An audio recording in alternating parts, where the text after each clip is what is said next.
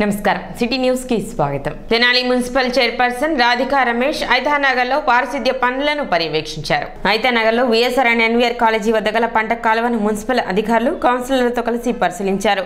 రైతులు పంట కాలువ సమస్యను చైర్పర్సన్ దృష్టికి తీసుకురాగా పరిశీలించిన చైర్పర్సన్ తగిన చర్యలు తీసుకుని రైతులకు ఇబ్బందులు లేకుండా చూస్తామని ఆమె హామీ ఇచ్చారు.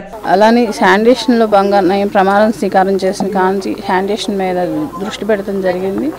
అలానే ఎలక్షన్ కోడ్ రావటం వల్ల ఈ 2 నెలలుగా కోడ్ వల్ల ఆగిపోవాల్సి వచ్చింది. అది అందులో భాగంగా నిన్న మన రైతులు పంట కాటి కాలువ అనేది ఈ తూటాకు అలానే ఇలాంటి ప్లాస్టిక్ ఇలా సిల్ట్ అనేది బాగుంటానా దీన్ని తొలగించమని ఈ రైతులందరూ కోరడం జరిగింది. దానిలో భాగంగా ఈ రోజున మన కమిషనర్ గారు నేను అలానే అధికారులతో వచ్చి దాన్ని పరిశీలిస్తున్నాం. దానిలో భాగంగానే ఇక్కడ సాయినగర్లోని ఈది బల్బులు కానీ రోడ్డు సమస్య అనేది చెప్పారు.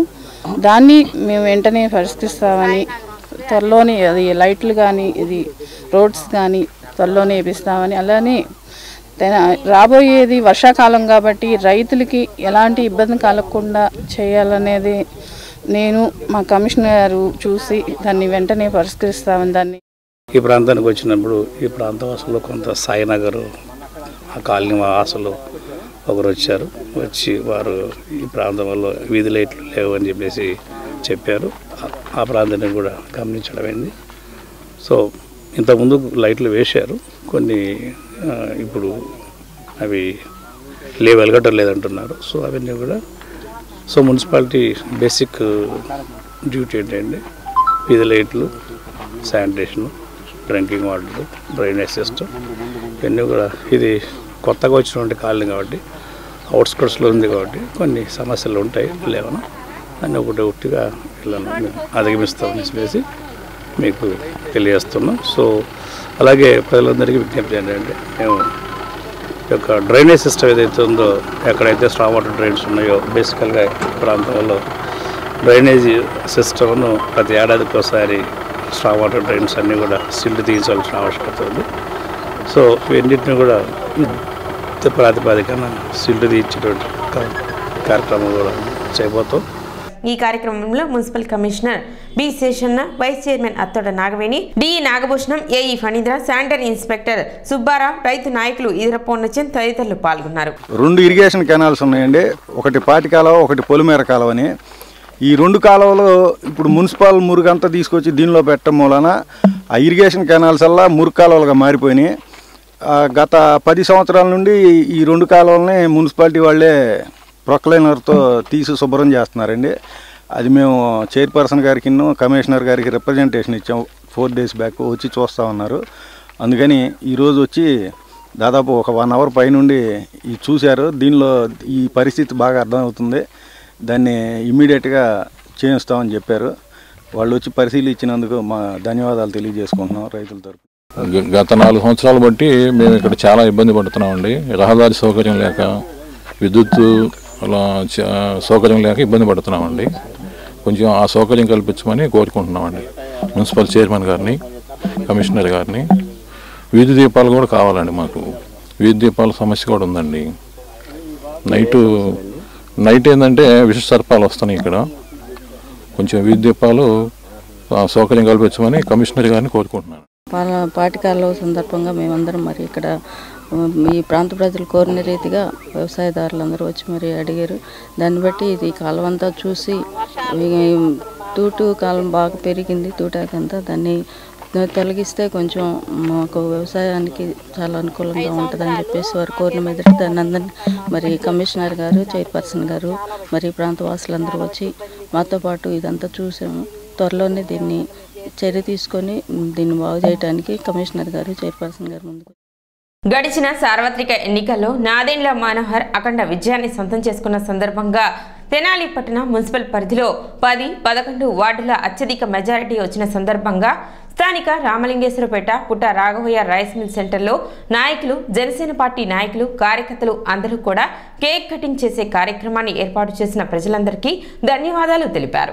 కార్యక్రమంలో ముఖ్య అతిథిగా నాదెండ్ల మనోహర్ సతీమణి నాదెండ్ల మనోహరం విచ్చేసి కేక్ కట్ చేసి అందరికీ శుభాకాంక్షలు తెలిపారు. అలాగే అందరూ కూడా ఈ విజయాన్ని స్ఫూర్తిగా తీసుకుని రాష్ట్ర వ్యాప్తంగా ఇటువంటి కక్షపూరితమైనటువంటి వాతావరణం లేకుండా ప్రజలందరికీ అందుబాటులో ఉంటూ ఏదైతే తెనాలి పట్టణాన్ని అభివృద్ధి చేస్తానని చెప్పారో మనోహర్ అభివృద్ధిలో అందరూ కూడా భాగస్వాములు కావాలని చెప్పి ఈ సందర్భంగా పిలుపునిచ్చారు. ఈ కార్యక్రమంలో పెద్ద ఎత్తున స్థానిక పార్టీ నాయకులు, కార్యకర్తలు అందరూ కూడా పాల్గొని బాణసంచ కాల్చి తమ ఆనందాన్ని వ్యక్తం చేశారు. అలాగే జై హో చంద్రబాబు, జై హో పవన్ కళ్యాణ్ అని పెద్ద ఎత్తున నినాదాలు చేశారు. మరియు తెనాలి పట్టణంలో నాదెండ్ల మనోహర్ విజయాన్ని డెల్టా టైగర్ ఎంతో కృషి చేశారని వారికి ఈ సందర్భంగా ప్రత్యేక ధన్యవాదాలు తెలిపారు. ఈ కార్యక్రమాన్ని స్థానిక 10వ వార్డు నాయకులు తులాబందుల మహేష్ పర్యవేక్షించారు. ఈ కార్యక్రమంలో హరిదాస్, గౌరీ శంకర్, మామిడివత్తుల సుబ్రహ్మణ్యం, బండారు రవికాంత్, బండారు అపన్న, మట్టుపల్లి గోపాలకృష్ణ, ఎలిశెట్టి శరత్ చంద్ర, పెద్దిశెట్టి దినేష్, ఆకుల సుధీర్, సాయి, తులాబందుల చెర్రి తదితరులు పాల్గొన్నారు. నాదెండ్ల మనోహర్ గారి విజయోత్సవాన్ని పురస్కరించుకొని తెనాలి రామలింగేశ్వరపేటలో 10-11 వార్డులు మరి ప్రజలందరం కూడా మరి ఈ రోజున విజయోత్సవ సంబరాలు చేసుకుంటా ఉన్నాం. మరి దానికి గాను ముఖ్య అతిథిగా పెద్దలు గౌరవనీయులు డాక్టర్ నాదెండ్ల మనోహరం గారు విచ్చేశారు. మరి వార్డు ప్రజలు అందరూ కూడా ఘన స్వాగతం పలికి ఈ రోజున కేక్ కటింగ్ కార్యక్రమాన్ని పెట్టాం. మరి ఆంధ్ర రాష్ట్ర వ్యాప్తంగా కూడా ఎన్డీఏ కూటమిని ప్రజలు చాలా ఆదరించారు. అత్యద్భుతమైన మెజార్టీని ఈ కూటమి కట్టబెట్టారు. రాష్ట్ర చరిత్రలో ఎన్నడూ లేని విధంగా తెలుగుదేశం, జనసేన, బీజేపీ కూటమిని ప్రజలు నమ్మారు, బలంగా నమ్మారు. ఎందుకంటే ఈ 5 సంవత్సరాల పాలనలో ఈ విధ్వంసాలు, ఈ అరాచకాలు చూసి తట్టుకోలేని ప్రజలు నమ్మకంతో చంద్రబాబు నాయుడు గారి నాయకత్వాన్ని, పవన్ కళ్యాణ్ గారి నాయకత్వాన్ని, బీజేపీ నాయకత్వాన్ని ఖచ్చితంగా నమ్మారు.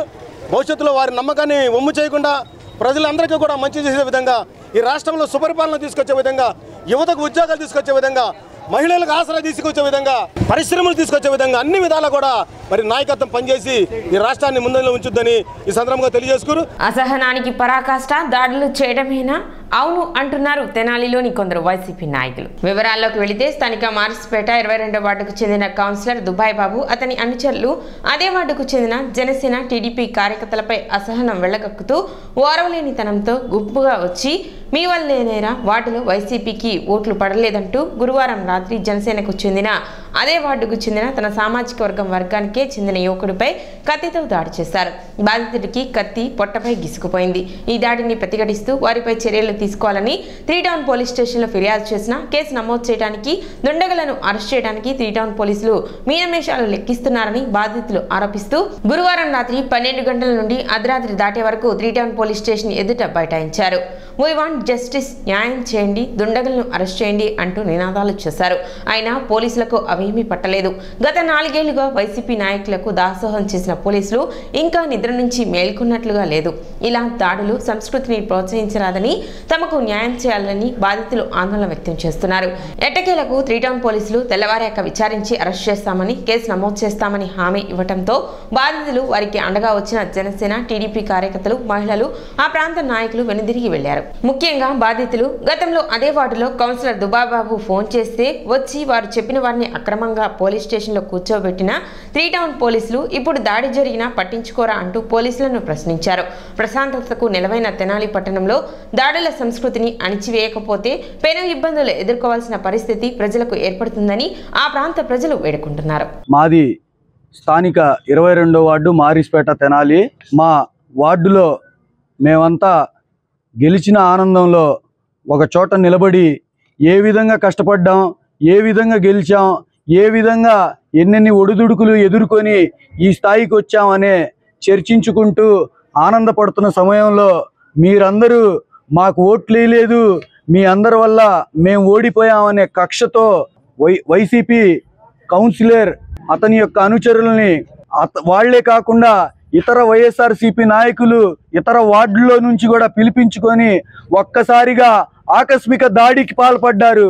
ఆ దాడిలో నా సోదరుడైన షేక్ గౌస్ని ఒక వెపన్ కత్తి లాంటిది తీసుకొచ్చి అతని మీదకి దాడి చేయసాగారు. అతన్ని కాళ్ళు చేతులు ఒకళ్ళకొకళ్ళు పట్టుకొని కత్తితో అతనికి గాయం కూడా చేశారు. పొట్ట మీద గాయం తగిలింది. చిన్న రెప్పపాటున తనకి రెప్పపాటు దీంట్లో అతనికి మిస్ అయింది. ఈ యొక్క వాటిని సృష్టించి ఇనుప కత్తిని తీసుకొని ఇలాంటి ఆయుధాలు తీసుకొచ్చి వాళ్ళు దాడులకి పాల్పడటం అనేది ఇది చాలా దుర్మార్గం.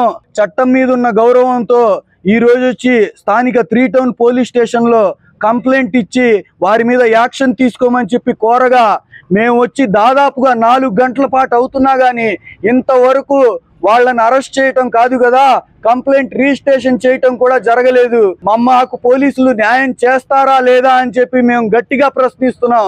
వైఎస్ఆర్సీపీ నాయకులకి కొమ్ము కాయటం అనేది పోలీసులు మేము తీవ్రంగా ఖండిస్తున్నాం. हमारे हमारे बच्चा को వైసీపీ नायकुడు मन्ने मारने देखता है. हमारे बच्चे टीडीपी कुदन फिरे को हमारे हमारे बच्चा को जींदे नानी पिला को अदमिया खाते छुरिया दे को भेजता है. प्रसाद राम बाबू दुकान कने दमसप पीने आए तो बच्चा को छुरी लेको भोंकने गया. बाजू अदमिया को पकड़ डाले, नहीं तो भोग डालता था. यहाँ का को इंसाफ बोल को केस लिखाए तो पुलिस आपको जाको चरिया लिए नहीं. आज तक भी अब तक भी 4 घंटे हुआ है यहाँ को, अब तक भी एक जने भी बुला लेकर नहीं वो पुलिस हमारा न्याय चला नहीं. राम बाबू दुकान का ने मेरे बच्चे दम से पीते बैठे. हमारे बच्चे के ऊपर 2 रोज से हमारे ऊपर कार आता है. ये कई को कार आता है कहते मेरे बच्चे मन ने मारता को चैलेंज करता है उन्हें. अभी उन लोगों का बैच पूरा बहुत जनो है, वो नाम तो सीधा आना नहीं. उन्होंने सब भी जनो मिलकर मेरे बच्चे भोंकने आए. छुरी भी पुलिस खाने है, साक्ष्य मुना खाने है. हमें पुलिस स्टेशन का है तो हमको इंसाफ चलाना नहीं. हमको 4 घंटे से बैठ को है, हमें उनको अरेस्ट करे नहीं, हमारे इंसाफ चलाना. స్కూళ్లు కళాశాలలు జూన్ 12 తర్వాత ప్రారంభం కానున్న నేపథ్యంలో స్కూల్ బస్సులకు ఫిట్నెస్ పరీక్ష చేయించాలని ఆర్టీఓ రాఘవయ్య తెలిపారు. 32 నిబంధనలలో అన్ని తప్పనిసరిగా ఉండేలా పాఠశాల కళాశాలల యజమానులు జాగ్రత్తలు తీసుకోవాలని, లేని పక్షంలో వారిపై కఠిన చర్యలు తీసుకుంటామని ఆర్టీఓ రాఘవరావు తెలిపారు. స్కూల్స్ రీఓపెనింగ్ రేపు జూన్ 12వ తారీఖు తర్వాత స్కూల్స్ రీఓపెన్ కాబోతున్నాయి. కాబట్టి జూన్ 12 లోపు, అంటే ఇవాళ ఆల్మోస్ట్ 6వ తారీఖు వచ్చేసింది. కాబట్టి ఈ వీకెండ్ లోపు ఇంకెవరన్నా ఆల్మోస్ట్ ఇప్పటి వరకు సుమారు 220 బస్సుల దాకా ఫిట్నెస్ కంప్లీట్ చేసుకోవడం జరిగింది. అలాగే మొత్తం మీద మనకి తెనాలి ఆర్టీఏ పరిధిలో 350 బస్సులు ఉన్నాయి. 350కి సుమారు 220 బస్సులు కంప్లీట్ చేసుకోవడం జరిగింది. కాబట్టి మిగతా ఒక 120-130 బస్సులు ఇమీడియట్గా వాళ్ళు ఏంటంటే వాళ్ళ యాజమాన్యాలు కంపల్సరీ వాళ్ళని రిపేర్స్ అన్ని కంప్లీట్ చేసుకొని పూర్తి స్థాయిలో ఫిట్నెస్ కండిషన్లో బండి పెట్టుకొని ఫిట్నెస్ కంప్లీట్ చేసుకోవాల్సిందిగా మరొక్కసారి విజ్ఞప్తి చేస్తున్నాము. ప్రతిరోజు 20 నుంచి 30 బస్సులు మేము ఫిట్నెస్ కంప్లీట్ చేయడం జరుగుతుంది. కాబట్టి కొన్ని 185 ఏపీఎంవీ రూల్ 185G ప్రకారం 32 నిబంధనల్లో ఏదన్నా 2-3 కొన్ని నిబంధనలు పాటించకపోతే వాళ్ళకి నోటీసులు కూడా ఇవ్వటం జరుగుతుంది. ఆ నోటీసులకు లోబడి వాళ్ళు మళ్ళా వాడిని ఆ నోటీసు సంబంధించి ఏమేమి కండిషన్స్ ఫుల్ఫిల్ అవ్వలేదో అవన్నీ మళ్ళా రిపేర్ చేయించుకొని మళ్ళీ పెట్టడం జరుగుతుంది.